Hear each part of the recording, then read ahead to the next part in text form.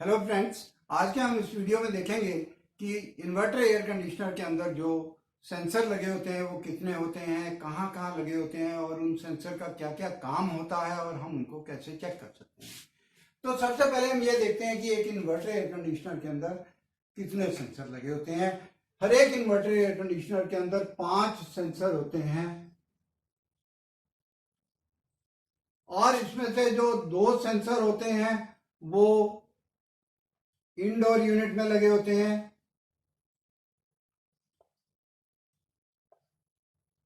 2 sensor indoor unit में लगे होते हैं और जो 3 सेंसर होते हैं वो हमारे आउटडोर यूनिट में लगे होते हैं। तो 3 सेंसर आउटडोर यूनिट में और 2 सेंसर जो है वो इंडोर यूनिट में। जो इंडोर यूनिट में लगे होते हैं वो होता है रूम सेंसर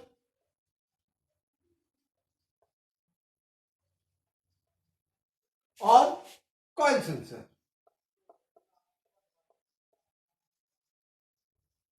और जो आउटडोर यूनिट में लगे होते हैं वो होते हैं हमारे पास डिस्चार्ज लाइन सेंसर। तो हमारे पास दूसरा जो होता है वो होता है कंडेंसर टेम्परेचर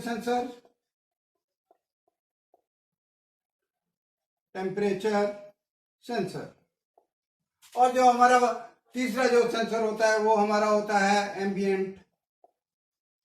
तो ये हमारे 5 सेंसर जो है वो किसी भी इन्वर्टर एयर कंडीशनर में लगे होते हैं। अब अगर हमें इनको चेक करना हो तो बहुत आसान है।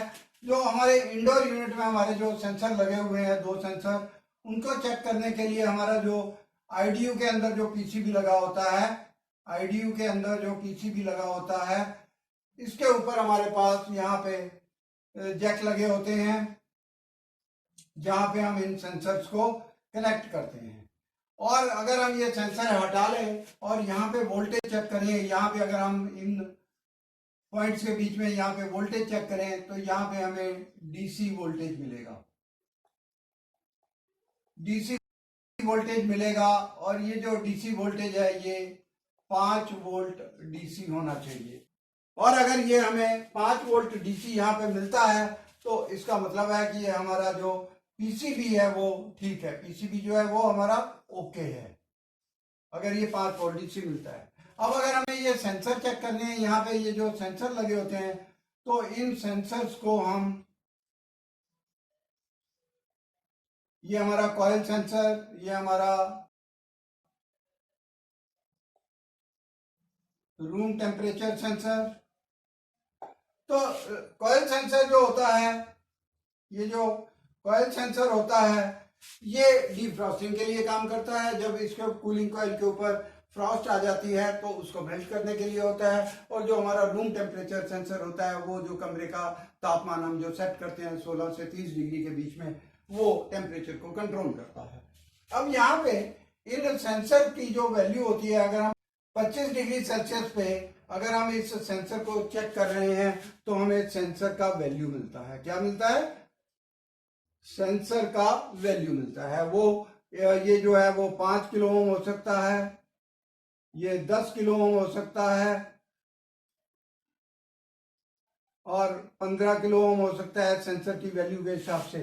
तो अगर ये हमें वैल्यू मिलता है तो इसका मतलब ये जो सेंसर है वो हमारे ठीक है। और अगर हम इन सेंसर्स का टेम्परेचर बढ़ाते हैं, अगर हम इसका यहाँ पे टेम्परेचर बढ़ाते हैं, गर्म करते हैं इसको हाथ में पकड़ के, तो इसका ये जो वैल्यू है, ये वैल्यू जो है वो कम होना शुरू हो जाएगा। ये जो रेजिस्टेंस वैल्यू है ये यहाँ पे कम होना शुरू हो, ये 5 किलो ओम का है तो यहाँ पे ये 4 किलो ओम हो जाएगा, 3 किलो ओम हो जाएगा। इस तरह ये वैल्यू घटना शुरू हो जाएगा।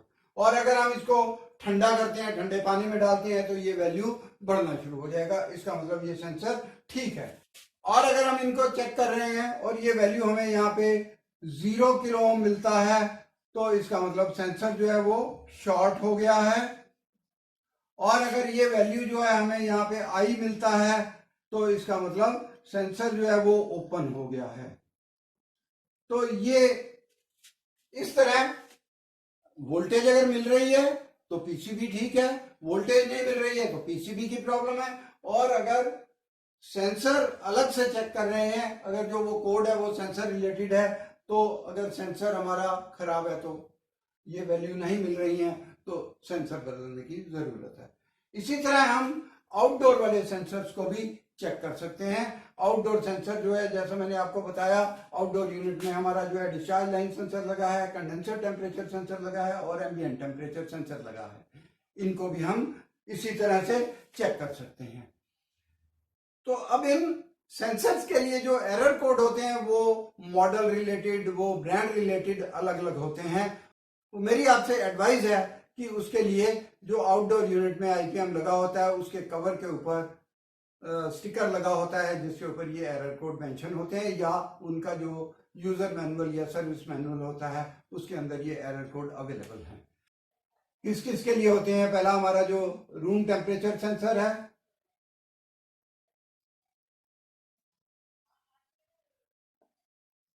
और हमारा जो कॉइल टेम्परेचर सेंसर है,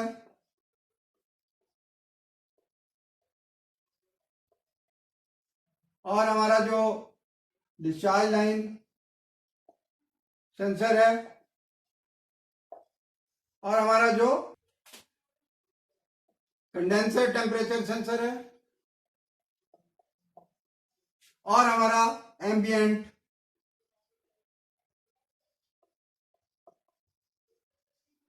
टेम्परेचर सेंसर है।